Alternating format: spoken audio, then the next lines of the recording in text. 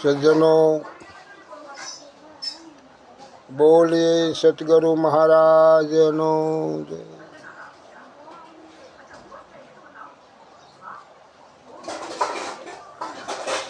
સજ્જનો, હરિગુરુ સંતો મહાપુરુષો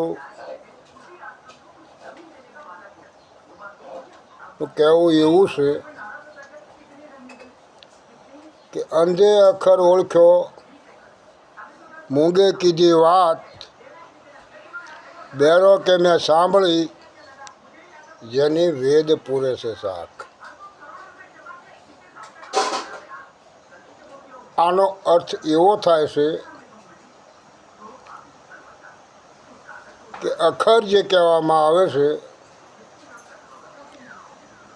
જે અખંડ છે, જે ખરતો નથી, જેનું આવન જાવન નથી, આને અખર કહેવામાં આવે છે. તો કે અંધે અખર ઓળખ્યો, મૂંગે કીધી વાત, બેરો કે મેં સાંભળી, જેની વેદ પૂરે છે શાખ. અખરને ઓળખવા માટે આ સર્મ ચક્ષુ કામ કરતી નથી. એને ઓળખવા માટે દયાળુ દાતાર સદગુરુ આપણને દિવ્ય દ્રષ્ટિ આપે છે. દિવ્ય દ્રષ્ટિ એટલે દિવ્ય જ્ઞાન આપે છે. દિવ્ય જ્ઞાન એટલે નિજ જ્ઞાન. નિજ જ્ઞાનથી અખરની ઓળખાણ થાય છે.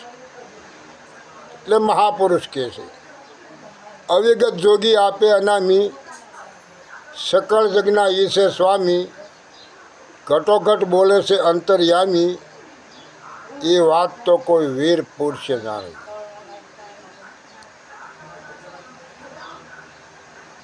અલક્ષમતા અગાધ, હીરસાગરને ગુરુ ગમશે પાયા,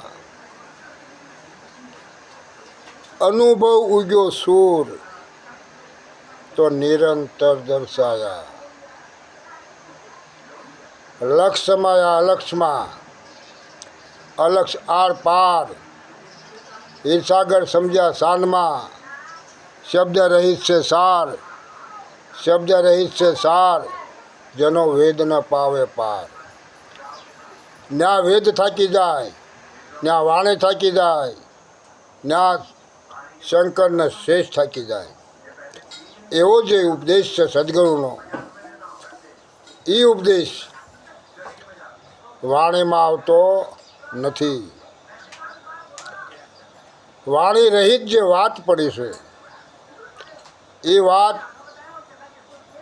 હરિગુરુ સંતો એના અનુભવ દ્વારા આપણને સમજાવે છે.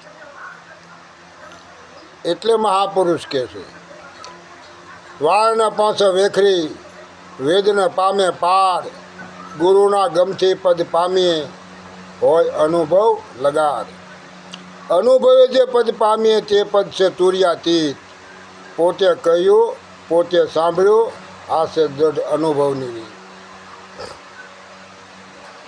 જ્ઞાની, જ્ઞાની અને વિજ્ઞાની થાકી જાય એવી જે અખત કહાની છે, જે કથા મથામાં આવતી નથી, એ મહાપુરુષો અનુભવથી ઓળખે છે. અવિનાશી વણશે નહીં, વણશે સોઈ માયા, અખો કે આતમ કોઈ વીર પુરુષોએ પાયા.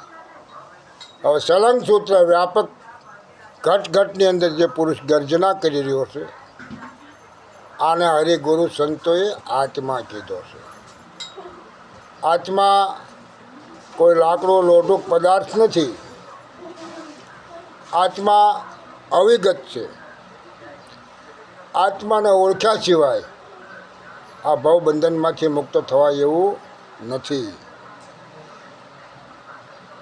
તો આવા આપણા મહાપુરુષોએ આપણને ઈશારા કર્યા છે અને સજ્જન અને સુલક્ષણા અને અનુભવી એવાના શરણે જવાનો આપણને ઈશારો કર્યો છે.